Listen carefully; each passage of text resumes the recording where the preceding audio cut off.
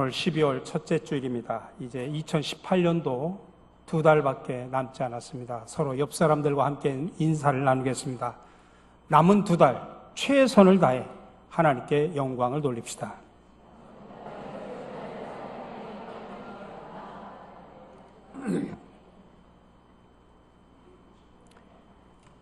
제2차 세계대전 직후에 여객기로 개조된 B-29 전투기가 운행 중에 그만 엔진에 고장이 나고 말았습니다.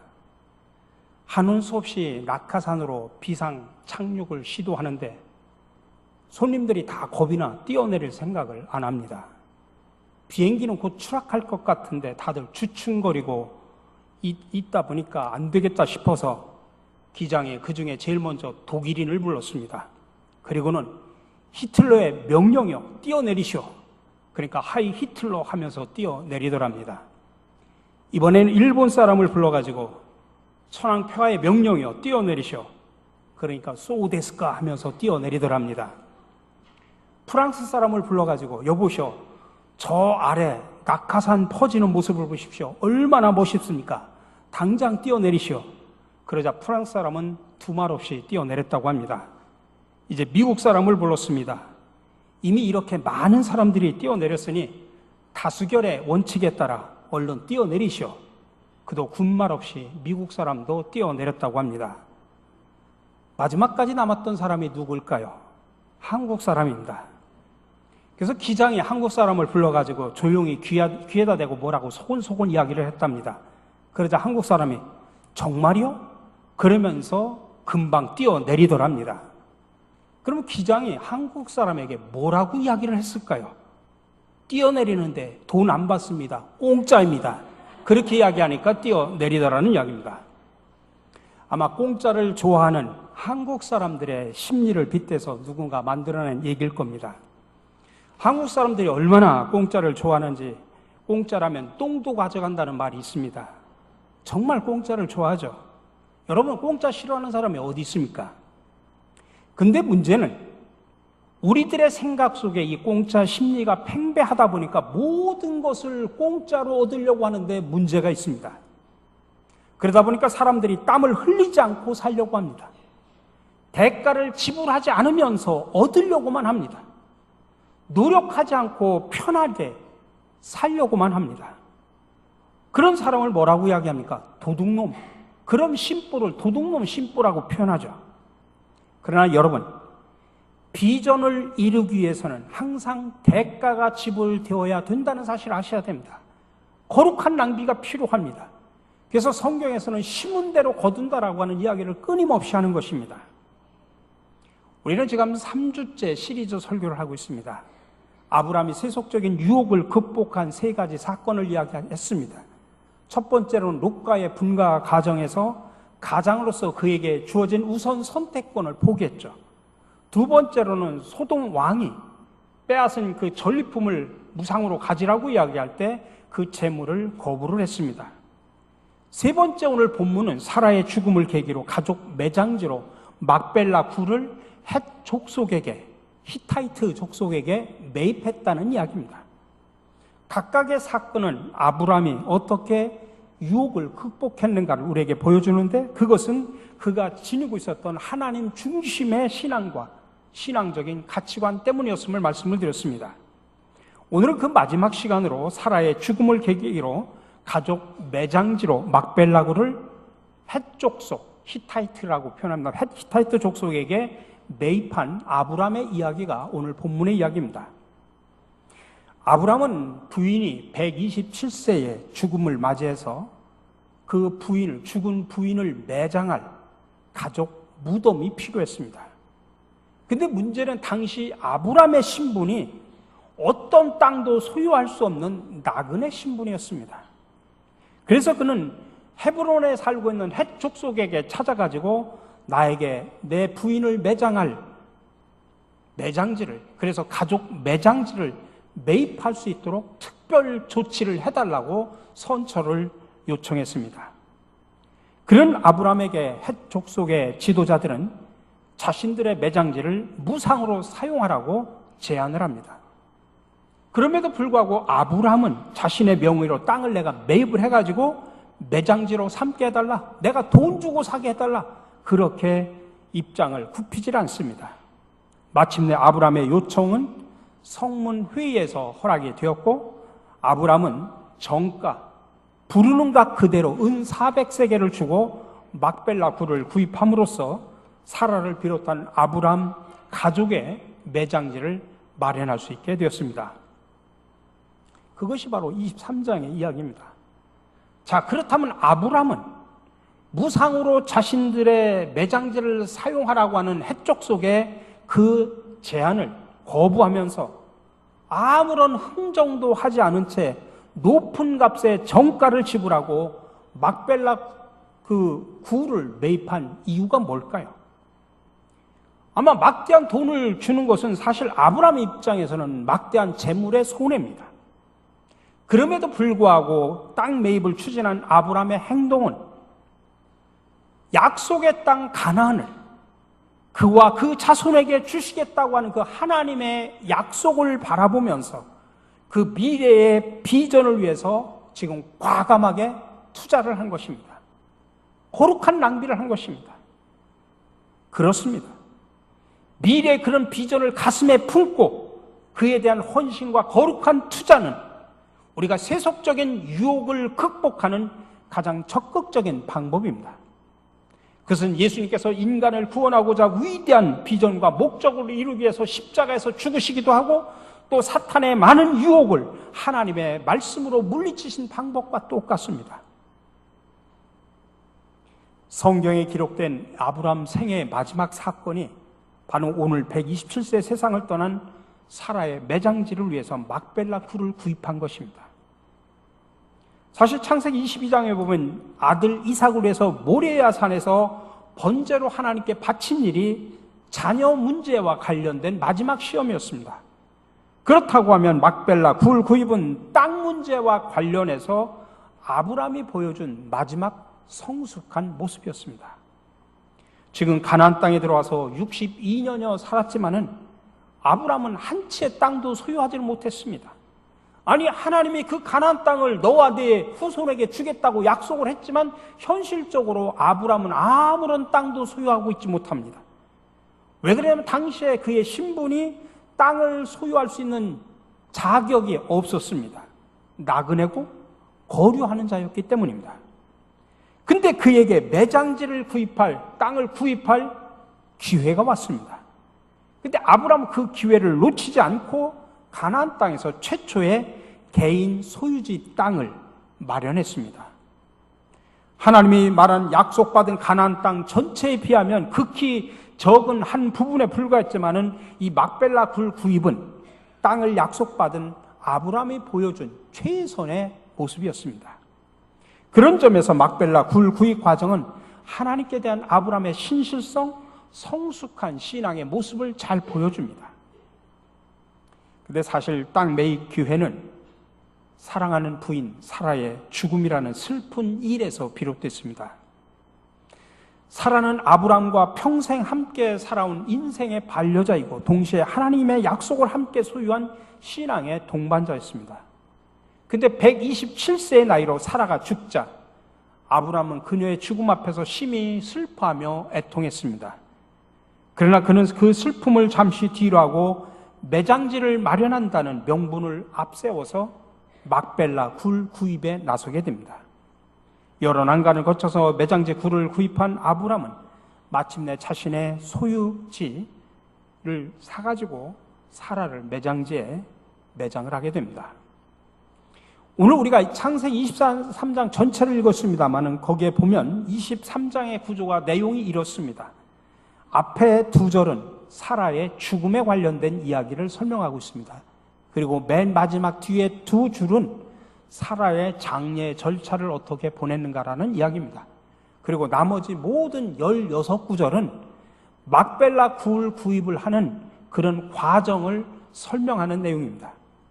그러니까 창세기 23장 전체 중심적인 핵심적인 주제는 사라가 죽었다라고 하는 것이 아니라, 사라의 죽음과 장례 문제가 아니라 막벨라 굴을 구입했다라고 하는 것이 바로 창세기 23장 전체의 중요한 핵심입니다.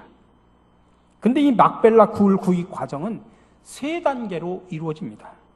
첫 번째로는 아브라함이 헤브론 도시의 원로 모임에 정식으로 매장지를 구입하겠다고 청원을 한 것입니다. 그는 자신이 땅을 소유할 수 없는 나그네요 우고하는 자라고 하는 신분을 그들에게 밝힙니다. 그리고 나서 그는 죽은 부인의 매장지를 구입할 수 있도록 법적인 선처를 그들에게 요청을 합니다. 그때 당시 각 도시의 최고 의결 기관인 원로 모임은 성문에서 회의를 열어가지고 행정이라든지 사법 문제를 다뤘습니다. 그래서 당시에 그런 모임을 성문회의라고 표현합니다. 이들 원로 모임에 속한 아브람들은 원로 모임의 사람들은 근데 그때 당시에 나그네인 이 아브람에 대해서 무지하게 호의적이었습니다. 그들은 아브람을 어떻게 생각했냐면 하나님이 세우신 지도자이고 하나님의 특별한 보호와 축복을 받고 있는 훌륭한 인물이라고 그들도 인정을 했습니다. 비록 땅을 소유하고 살지 못한 그런 처지에 있었던 아브람이었지만은 주변 사람들에게 아브람은 좋은 영향력을 끼치며 그들로부터 존경을 받고 있다고 하는 것을 알 수 있습니다. 그런 영향력과 존경심은 그들이 좋은 묘자리 가운데 어느 것이라도 네가 원하면 무상으로 사용하라 그렇게 허락해 주는 곳에서 찾아볼 수가 있습니다. 그러나 진정으로 아브람이 바라는 것은 그냥 무상으로 사용하는 것이 아니라 땅을 정식적으로 돈 주고 매매하는 것입니다. 그러나 헤브론의 원로 회의는 이 아브람의 첫 번째 요청을 완곡하게 거절한 겁니다. 두 번째로 아브람의 땅 매입에 대한 집념은 거기서 끝나지 않습니다. 한 단계 더 나가서 자신이 원하는 매장지가 구체적으로 해쪽 속에 소알의 아들 에브론이 소유하고 있는 그 땅, 에브론이라고 하는 사람이 소유한 그 땅이 이제 막벨라 굴인데 그 땅을 좀 구체적으로 지적을 하면서 그 땅을 좀 구입할 수 있도록 주선을 해달라고 요청을 합니다. 이에 원로 회의는 아브람에게 그럼 우리가 주선을 해서 그렇게 땅을 살 수 있도록 법적으로 조치를 하겠다고 허락을 해줍니다. 근데 이제 문제가 하나 또 생겼습니다. 그건 뭐냐면 실제 그 땅의 주인인 에브론이 아브람에게 나 돈 주고 팔지 않겠다. 아브람 같으면 그냥 주겠다 하면서 또 아브람에게 무상으로 주겠다고 제안을 합니다. 그러나 아브람은 무상 제의를 거절하고 나는 정당한 값을 지불하겠다고 고집합니다. 아브람이 이 에브론의 무상 제의를 거절한 것은 그가 일평생 동안 살아온 그의 물질관 때문에 그렇습니다. 지난주에도 말씀드렸습니다만 소돔 사람들의 그 빼앗긴 물건을 모두 가져가라고 하는 소돔 왕의 제안이 있었을 때도 아브람은 단호하게 거절했습니다. 그 이유는 소돔 사람들을 구하게 된 것은 소돔 왕이 정식 요청한 것이 아니라 자기가 나가서 자기가 자발적으로 자기 의사에 의해서 구한 것이었기 때문에 뇌물을 받지 않았던 것입니다. 그러나 이번 막벨라 굴 구입은 정식 계약에 의한 매매 관계이기 때문에 나는 정당한 값을 지불하겠다고 그렇게 말하는 것입니다. 그래서 마지막 단계는 구입 협상을, 매매 관계를 협상을 마무리 짓고 에브론에게 정당한 값을 지불한 것입니다. 이 과정에서 주목해야 되는 것은 아브람이 땅을 사는 데 있어서 땅값을 흥정하지 않고 부르는 값 그대로 지불했다라고 하는 것입니다. 당시 고대 근동 지방의 매매는 요즘에도 그렇습니다만 그때 당시에는 보편적인 게 이런 매매를 할 때는 몇 차례 흥정을 주고받고 매매하는 것이 일반적인 관행이었습니다. 그런 흥정을 전제를 하기 때문에 처음에 땅을 내놓는 사람은 적당한 가격을 부르는 게 아니라 아주 높은 가격을 부릅니다. 그러면서 서로 흥정하다 보면 깎이니까. 그러니 처음 내놓는 가격은 터무니없이 비싼 겁니다. 근데 아브람은 당시에 그 매매 통례를 깨고서 처음에 부르는 값 그대로 주었다는 이야기입니다. 성경에서 구절에 보니까 충분한 대가라고 표현합니다. 히브리어로 케세프 말레라고 표현하는데 그거는 파는 자가 부르는 가득 찬 값이라는 뜻입니다. 아브라함이 지불한 게 오늘 본문에는 은 400세겔이라고 표현합니다. 은 400세겔. 이 세겔이라고 하는 단위는 무게가 11g입니다. 근데 은 400세겔은 은 4.4kg입니다. 여러분들 은 4.4kg면 요즘 가격으로 따지면 그렇게 엄청나게 큰 돈은 아니에요. 근데 요즘 가격으로 따지면 안 됩니다. 왜냐하면 요즘에는 금, 은이 흔하지만은 이때 당시에 몇천 년 전에는 은이 그렇게 흔하지는 않았습니다. 그렇기 때문에 은 4.4kg를 주고 땅을 매입했다고 하는 것은 엄청난 돈을 줬다라고 하는 이야기입니다. 그것은 구약에 나오는 다른 매매 관계를 비교해 보면 금방 알 수 있습니다. 예레미야가 아나도에서 구입한 땅 가격이 17세겔입니다. 다윗이 아라우나의 타작마당을 구입한 비용도 뭐냐면 50세겔입니다. 근데 그것에 비하면 아브라함은 단 그냥 막벨락을 묘지 하나를 구입하는데 은 400세겔을 줬다는 것은 엄청난 큰 돈을 줬다는 이야기입니다. 그렇게 엄청난 돈, 아브라함의 입장에서는 물질적인 손해임에도 불구하고 그 큰 액수의 돈을 아낌없이 지불하고 막벨라굴을 구입한 이유는 가나안 땅을 이스라엘 백성에게 주겠다고 약속하신 그 하나님의 약속, 그 하나님의 비전을 가슴에 품고 거기에 대한 하나님에 대한 열정 때문에 가능했다는 이야기입니다. 그는 하나님이 주신 땅의 약속을 순수히 받아들이고 그것이 성취되는 그날을 기다려왔습니다. 언젠가는 하나님이 약속하신 대로 가나안 땅을 그의 후손에게 주실 것이라고 하는 믿음과 확신이 있었습니다. 그렇기 때문에 그는 그런 약속에 대해서 수동적으로 기다리지만 않고 그 약속을 이룰 수 있는 가능성을 다 찾아가지고 적극적으로 찾아 나서서 이렇게 일을 성취시킨 것입니다. 그의 신분이나 주변의 여러 정황으로는 땅을 구입할 수 있는 기회나 가능성은 전혀 없었습니다. 그럼에도 불구하고 그는 사라 부인의 죽음을 계기로 매장지를 구입한다는 명분을 내세워서 가나안에서 최초의 땅을 소유하게 됩니다. 그것은 가나안 땅 전체에 비하면 극히 미미한 일부에 불과했지만은 하나님의 약속이 이 땅에 실현된다는 점에서는 의미 있는 출발이었습니다. 그리고 땅의 약속을 마음에 안고 공적인 생애를 마감하는 아브라함의 성숙한 신앙인으로서의 아름다운 모습을 보여주기도 합니다. 이렇게 하나님의 약속을 향한 아브라함의 열정은 무모할 정도의 과감한 미래 투자로 나타났던 것입니다. 이것은 하나님의 비전을 나의 비전으로 삼았기 때문에 가능한 일입니다. 그래서 그는 과감하게 투자했고 거룩한 낭비를 했던 것입니다. 그것은 마치 신약에서 한 여인이 예수님의 발에 지극히 비싼 향유를 부음으로 예수님의 장례를 준비했던 것처럼 하나님 나라를 향한 거룩한 낭비임에 분명했습니다. 물론 비전이 바로 열매로 맺어지는 것은 아닙니다.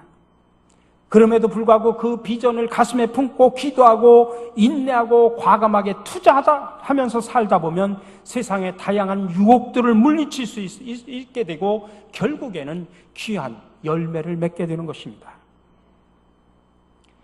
옛날 우공이 살던 마을이 산으로 에워싸여서 이웃 마을로 가기가 참으로 어려웠습니다. 그래서 어느 날 그는 가족들을 불러 모아놓고 그럼 우리가 힘을 합하여 저 산을 깎아서 옮기자 그랬습니다. 그러자 부인이 말하기에 그건 정신 나간 일이다 말렸습니다. 그러자 우공은 내가 이루지 못하면 내 자손들이 대를 이어서 그 일을 하면 가능하다라고 이야기를 했습니다. 그래서 우공이 산을 옮긴다라고 하는 우공 이산이라고 하는 고사는 당대에 이루지 못할지라도 비전을 가지고 포기하지 말라라고 하는 그런 뜻입니다. 아브라함은 하나님의 약속이 자신의 시대에 이루어지지 않는다고 낙심하지 않았습니다. 물론 그의 신분이나 그 주변 여러 상황으로 땅을 구입할 수 있는 가능성은 전혀 없었습니다. 그럼에도 불구하고 사라의 죽음을 계기로 매장지를 구입한다는 명분을 내세워서 가나안에서 최초의 땅을 소유했습니다. 그래서 여러분, 하나님의 섭리에 참여하는 사람은 결코 낙심하지 않고 끝까지 믿음으로 전진하게 됩니다. 그래야 대를 이어 하나님께서 맡기신 일을 수행하는 믿음의 가정이 되는 것이고, 그 위대한 비전을 가지고 하나님이 세우신 목적에 의해서 움직이는 건강한 교회가 될 수 있고, 그 위대한 비전을 상속하는 위대한 민족이 될 수 있는 것입니다. 그러한 비전을 가슴에 품고 살아가는 사람들은 결코 세상의 어떤 유혹에도 넘어가지 않고 비전을 이루기 위해 기도하고 인내하면서 과감한 투자, 거룩한 낭비를 하면서 살아가게 됩니다. 우리 사랑하는 성도 여러분, 저와 여러분 모두가 하나님의 약속과 비전을 내 비전으로 삼고 살아 어떤 유혹에도 넘어지지 말고 그 약속과 비전을 이룰 수 있는 가능성을 적극적으로 찾아 과감한 투자, 거룩한 소비를 하며 살아가는 저와 여러분들이 되시기를 주님의 이름으로 간절히 축원합니다.